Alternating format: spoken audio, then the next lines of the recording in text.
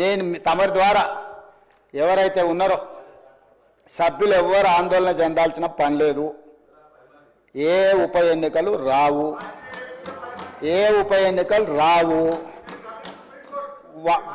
వారు వారి వారి ఉప ఎన్నికలు వారు కోరుకున్నా రావు. ఎందుకంటే ఒకవేళ వారు ఇటొచ్చినా అటొచ్చినా ఎటొచ్చినా ఏ ఉప ఎన్నికలు రావు. అక్కడ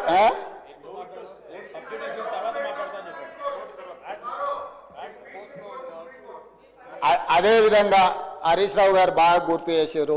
విషయం సుప్రీంకోర్టులో ఉంది.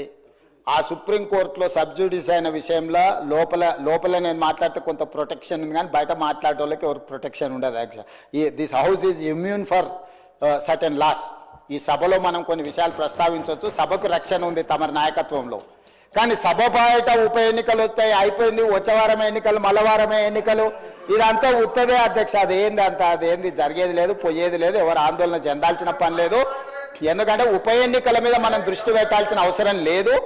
అభివృద్ధి మీద నేను ఎందుకు ఇవన్నీ విషయాలు చెప్తున్నా అధ్యక్ష తమరి ద్వారా అంటే, మా దృష్టి ఎన్నికలు ఉప ఎన్నికల మీద లేదు. మా దృష్టి రాష్ట్ర అభివృద్ధి మీద, రాష్ట్ర సంక్షేమం మీద,